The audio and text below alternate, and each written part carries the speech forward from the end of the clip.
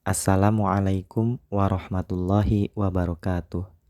Sahabat sekalian, pernahkah kita bertanya pada diri sendiri, siapa sebenarnya yang paling kita cintai dalam hidup ini?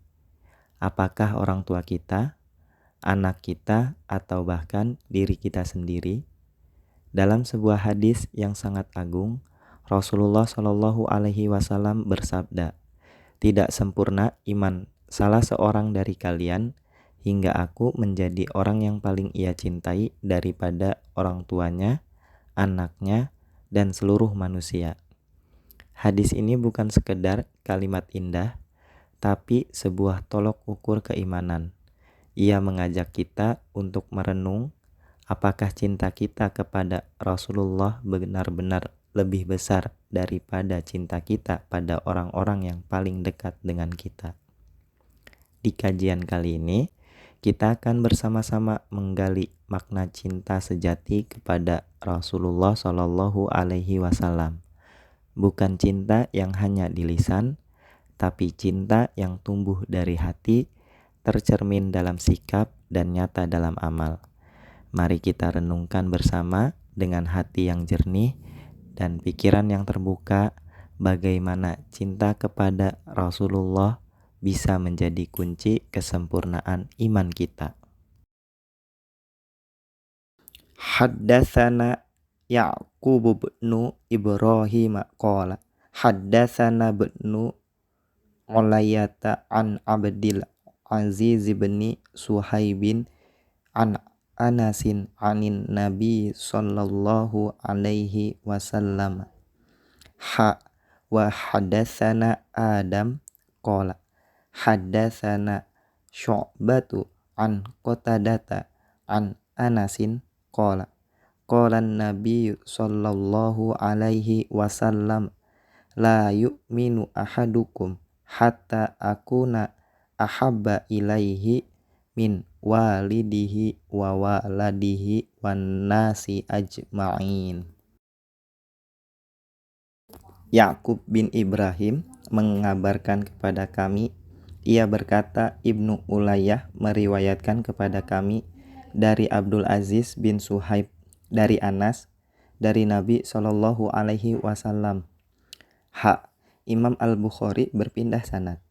Dan Adam juga meriwayatkan kepada kami, ia berkata, Syu'bah meriwayatkan kepada kami dari Qatadah dari Anas, ia berkata, Nabi Shallallahu alaihi wasallam bersabda, tidak sempurna iman salah seorang dari kalian hingga aku menjadi orang yang paling ia cintai daripada orang tuanya, anaknya, dan seluruh manusia. Perkataan akhbarona Ya'qub bin Ibrahim. Ya'qub bin Ibrahim mengabarkan kepada kami, dia adalah Ya'qub bin Ibrahim ad-Dauraki. Imam Al-Bukhari termasuk ulama yang tidak membedakan antara lafaz haddatsana dan akhbarona, sebagaimana yang akan disebutkan oleh beliau dalam kitab Al-Ilm.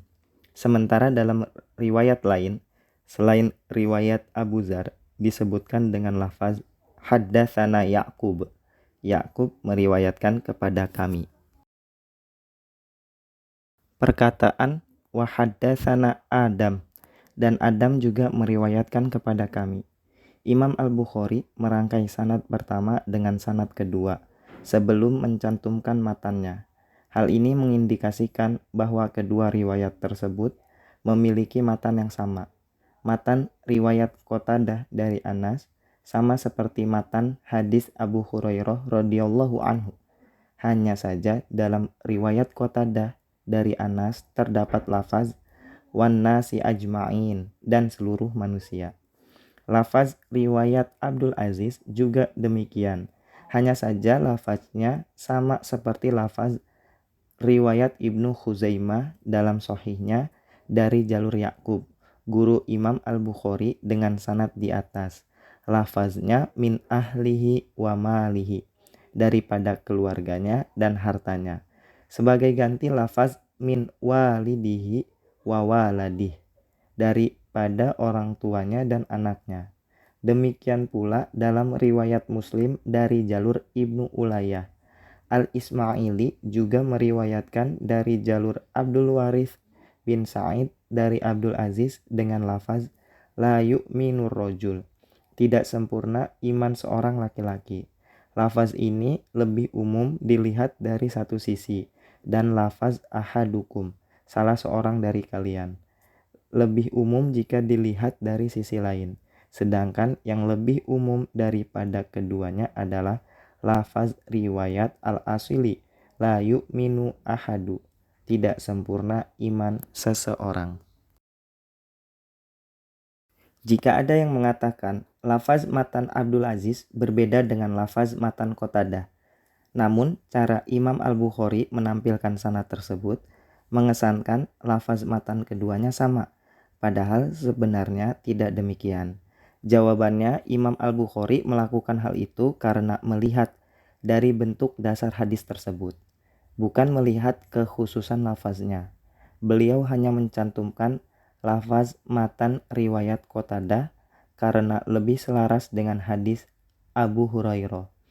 Sementara riwayat Syu'bah dari Qatadah ada jaminan bersih dari kemungkinan tadlis yang dilakukan oleh Qatadah, karena Syu'bah hanya meriwayatkan darinya apa yang ia dengar langsung. Dan dalam riwayat An-Nasa'i telah dijelaskan adanya penyimakan Qatadah dari Anas.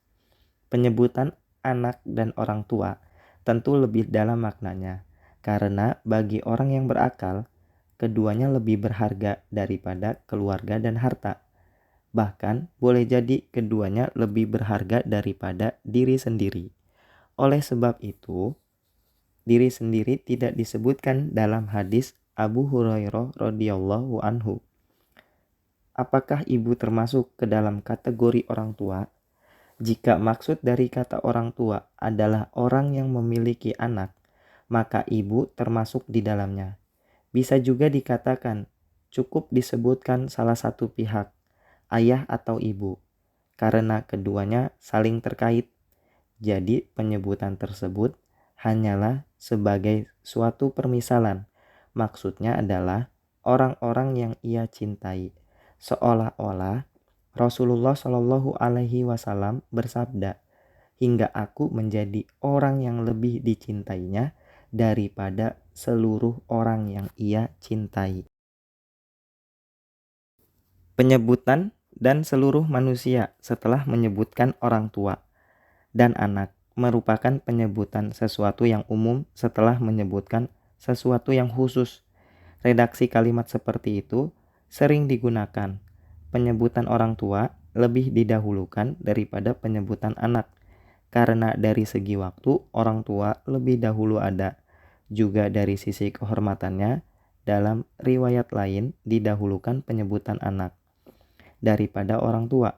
Tujuannya adalah untuk menjelaskan besarnya kasih sayang seseorang terhadap anaknya. Apakah kata seluruh manusia juga meliputi diri sendiri?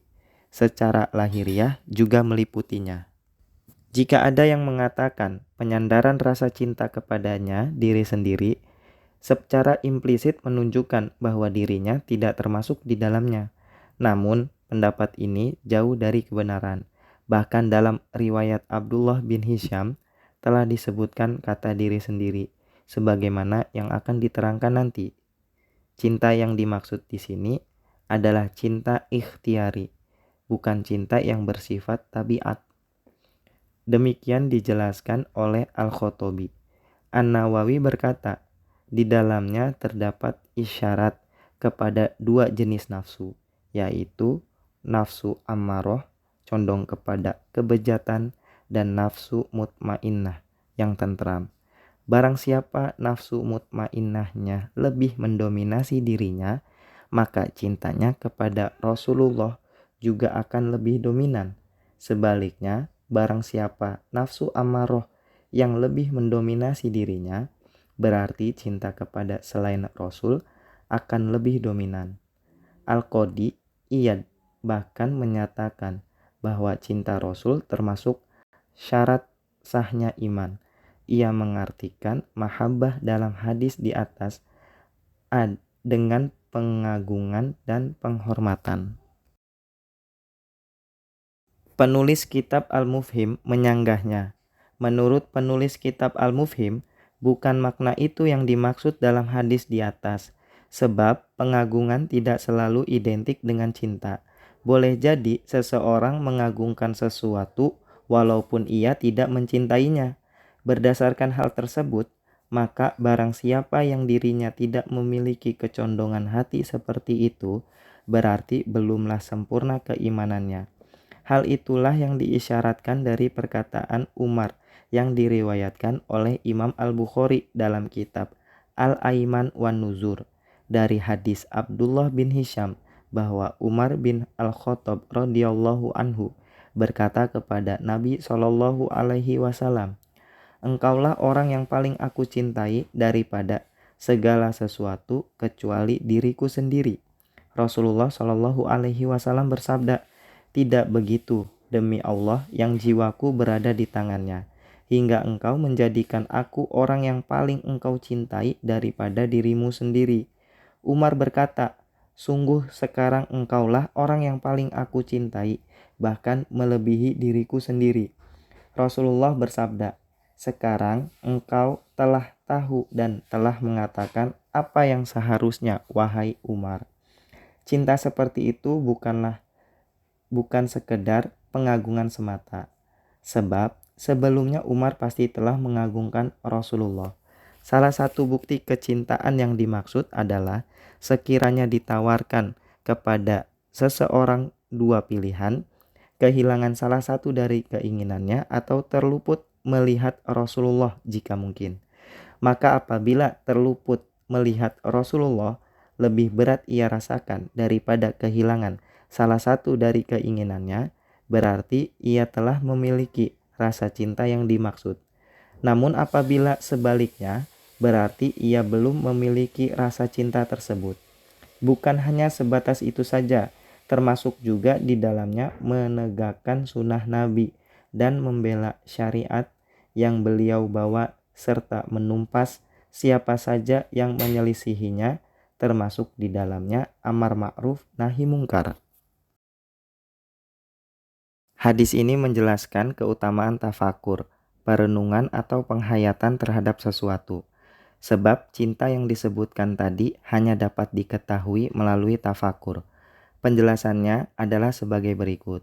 Sesuatu yang dicintai oleh seseorang tidak terlepas dari dua hal. Pertama, mencintai diri sendiri. Kedua, mencintai yang lain. Mencintai diri sendiri berarti keinginan agar dirinya tetap selamat sentausa dari segala macam mara bahaya. Inilah sebenarnya hakikat yang diinginkan oleh setiap orang. Mencintai yang lain, jika dikaji secara lebih mendalam, sebenarnya adalah keinginan memperoleh sesuatu yang berguna dengan bentuk yang beraneka ragam, dalam waktu yang cepat ataupun lambat. Jika seseorang memperhatikan keberuntungan yang diperolehnya dari Rasulullah Shallallahu alaihi wasallam yang telah mengeluarkannya dari gelapnya kekufuran kepada cahaya iman, secara langsung maupun tidak langsung, tentu ia akan sadari bahwa itulah yang menyebabkan dirinya mendapat kenikmatan abadi yang tiada putus.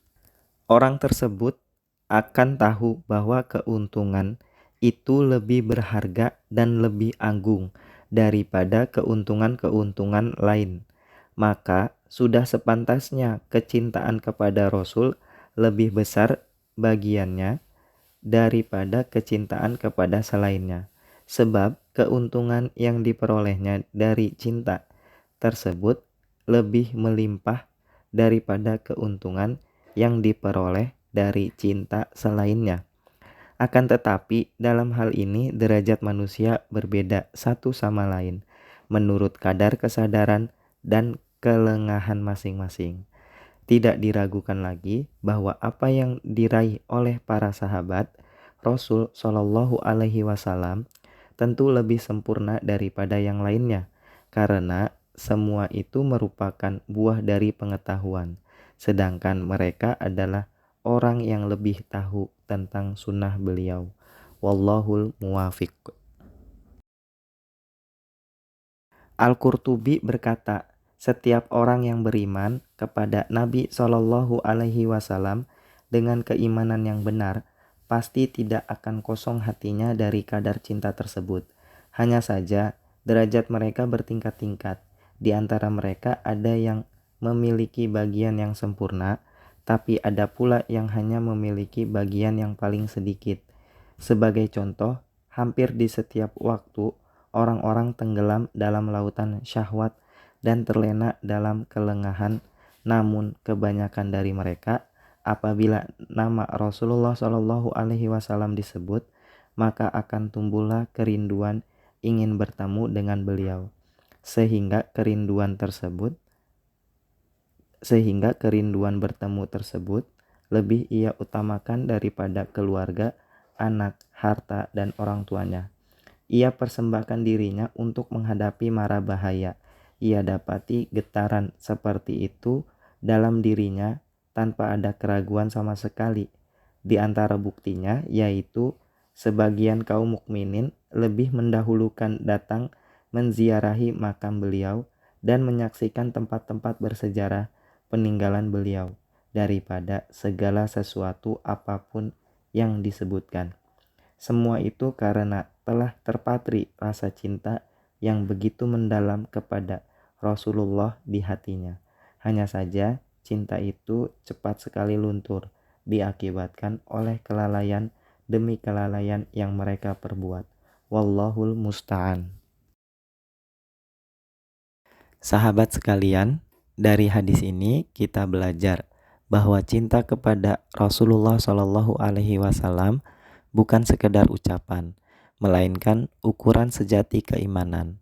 Cinta itu haruslah lebih besar daripada cinta kita kepada orang tua, anak, bahkan diri kita sendiri.